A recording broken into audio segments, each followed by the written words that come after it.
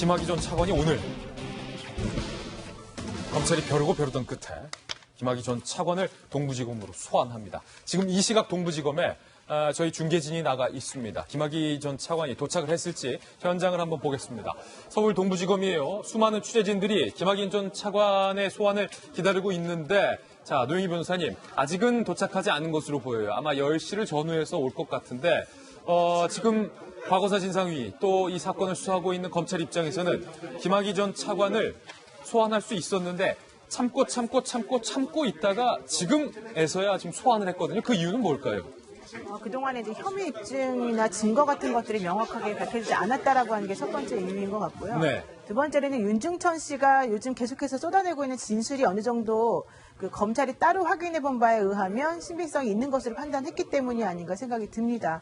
검찰 입장에서는 5년 전에 이미 전부 다 무혐의 처분을 했던 사람을 또다시 부른다는 것은 명백하게 무혐의 처분이 잘못되었다라고 하는 새로운 증거가 나오지 않으면 어려워요. 예. 이번 같은 경우에는 지금 그 내연녀 권 씨하고 윤 씨 간의 관계와 무관하게 이 씨라고 하는 사람이 2014년도에 그 김학의 전 차관에 대해서 특수강간 혐의로 고소한 내용과 관련한 그런 부분이 하나가 확인이 되었고, 또 하나는 윤중천 씨를 통해서 부동산을 목동에 있는 그 개발과 관련해서 부동산을 달라고 했다라는 정황이라던가 이거는 달라고만 해도 뇌물 수수 요구가 되거든요. 그래서 문제가 되니까 그 부분하고 또 윤중천 씨가 1,000만 원 상당의 그림을 줬다라고 하는 부분도 확보가 되었고, 그 이외에도 수수료 돈을 많이 줬다라고 하는 얘기가 많이 나왔기 때문에 윤중천 씨가 더더군다나 성폭행과 관련한 입막을 하기 위해서 자신에게 김학의 전 차관이 돈을 줬다라는 얘기까지 했습니다. 이런 여러 가지를 살펴보게 되면 검찰은 어느 정도는 확실한 증거를 가지고 있기 때문에 오늘 부른 게 아닌가 생각이 듭니다. 뭔가 검찰이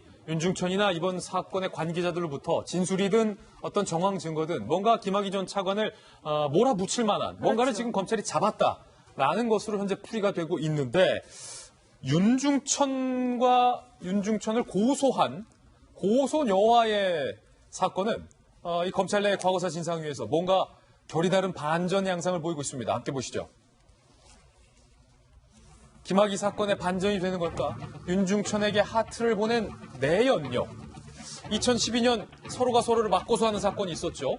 윤중천의 부인이 내연녀 권 씨를 간통 혐의로 고소하고 내연녀 권 씨가 윤중천을 성폭행 혐의로 맞고소를 한 사건이 있습니다. 그런데 최근 검찰 내 재조사 과거사위가 이거 둘 다 무고 혐의로 검찰 수사를 하라. 무고 혐의로 수사를 하라라고 권고 지시를 내린 겁니다. 그 이유는 무엇일지. 첫 번째 이유. 성폭행 고소 전 내연녀 권 씨가 또 다른 여성 최 씨와 공모했다라는 정황. 첫 번째 이유로 들었습니다. 무엇을 공모했을까요? 권 씨가 이렇게 말합니다. 맞고소 과정에서 윤중천을 엮어야 한다. 피해자 2-3명 더 모아야 윤중천 구속이 가능하다. 또 다른 여성 최 씨에게 문자 메시지를 보내자 이 최 씨는 김학의 전 차관과 성관계를 하고 돈을 받은 게 있는데 그게 도움이 되느냐라고 문자를 보냈다는 거예요. 두 번째 이유. 내연녀 권 씨가 성폭행을 당했다면서 윤중천에게 하트 메시지를 보낸 것. 이걸 어떻게 봐야 하느냐라는 겁니다. 이 권 씨가 윤중천에게 하트를 보냈다라는 사실이 밝혀졌는데 과거사위 내부에서 이런 얘기가 나왔어요. 성폭행을 당한 여성이 하트를 보낸다는 게 상식과 맞지 않는다. 윤중천과 권 씨는 내연 관계로 보인다라고 이야기를 했습니다. 이게 지금 묘하게 흘러가고 있어요. 김弁박사님. 네. 만약에 윤중천과 김학의 전 차관이 이른바 별장 등에서 강제로 성폭행을 한 것이 맞느냐 아니냐를 따지기 위해서 사실 이 윤중천과 이 고소녀의 성폭행 사건도 다시 들여다봐야 할 것 같은데 이게 성폭행이 아니라 무고 쪽으로 지금 흘러가고 있다는 거죠. 이게 굉장히 좀 내용이 복잡하게 연결되어 있는데요. 일단은 이 별장 성접대에서의 동영상 CD가 나오게 됐던 결정적인 이유가 건설업자 윤중천 씨와 내연녀라고 추정될 수 있는 저 권모 씨와의 갈등 관계 속에서 이 CD가 발견되게 된 겁니다. 당초에는 처음에는 윤중천 씨 아내로부터 간통 혐의로 권 씨를 고소를 하게 되는 거고요. 여기에 대해서 이 권 씨 같은 경우는 윤중천 씨를 성폭행으로 맞고소를 하게 되는데 그 과정에는 20억이라는 돈이 섞여 있었던 겁니다. 20억이라는 돈을 빌려주게 되고 그것을 윤중천 씨가 돌려주지 않으려고 하는 수사하는 과정 속에서 이런 고소고발전들이 진행됐다라고 하는 건데 지금 얘기를 하다 보니까 내연녀 권 씨 같은 경우에는 옆에 있는 추가적인 피해자들을 모아야 된다고 얘기를 했던 최모 씨라는 사람이 등장하고 거기에 김학의 전 차관과의 성관계를 하고 돈을 받았다라고 진술하는 사람들이 나타나지 않습니까?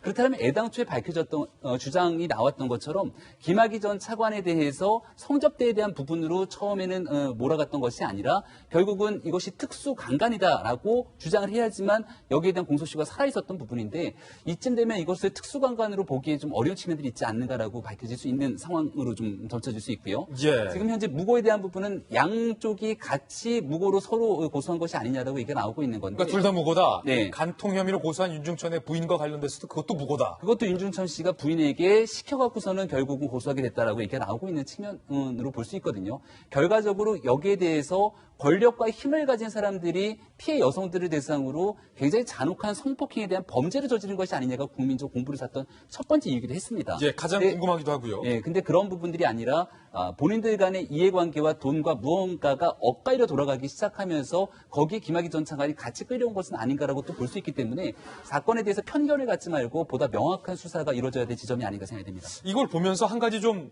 뭐 궁금하고 좀 안타까웠던 게 김희정 장관님 성접대를 받았다면 그것 자체로도 공직자로서는 상당히 무리를 빚을 정말 있어서는 안 되는 말도 안 되는 상황이거든요. 네. 성접대는 성접대로 수사를 했어야 되는 것 아닐까라는 네. 아쉬움이 드는데 특수강간이다, 성폭행이다 라는 전혀 다른 국면으로 사실은 처음에 수사를 진행했던 것이 뭔가 지금 들어서 뭔가 좀 안 맞지 않나. 네, 맞습니다. 지금 사건의 가닥이 크게 두 가지로 나뉘는데요. 하나는 말 그대로 성 관련된 사건이 있었나. 사실은 국민들은 이게 법적으로 뭐 문제가 있고 아니고를 떠나서 그런 막 은밀한 장소에서 그 권력을 가진 사람이 돈을 가진 사람과 함께 이렇게 부당한 성착취가 있었나 이런 거거든요. 그러니까 그거는 사실은 법적인 처분도 받아야 되지만 도덕적으로도 이미 굉장히 지탄받을 일이지 않습니까? 그런데 그것과 관련돼서는 지금 나오는 얘기가 보면 거기에 등장하는 여성들의 입장이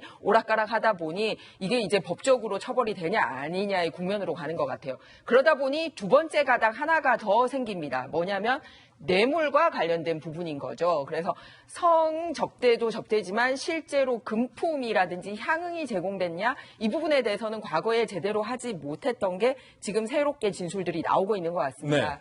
목동 재개발 과정에 있어서 이제 뒤를 봐주면 거기에서 집안채를 주겠다라고 한 부분이라든지 또는 별장에 걸려있던 그림을 본인 사무실에 걸어야 되겠다라고 얘기를 해서 바로 가져간 부분이라든지 이런 부분은 성폭력이나 특수관광과 별도로 뇌물수수와 관련된 하나의 사건으로 이제 별도 지난번에 다루지 예. 못했던 게 별도로 다루어지고 있는 부분입니다. 그 부분 상세하게 확인해보고 또 이야기 이어가겠습니다. 네. 김 장관께서 지금 잘 말씀해 주셨는데 바로 이거죠. 윤중천이 진술을 했다는 건데 2007년 초에 김학의 전 차관이 목동 재개발 사업을 도와주는 대가로 윤 씨, 그 사업 잘 되면 아파트 한 채만 줘 라고 요구를 했다는 거예요. 그리고 근데 사업이 잘 안 돼서 집을 주지는 못했다. 그리고 김 전 차관이 승진한 2007년 도움을 준 지인에게 인사하라고 내가 수백만 원의 봉투를 건넸다라고 진술한 부분.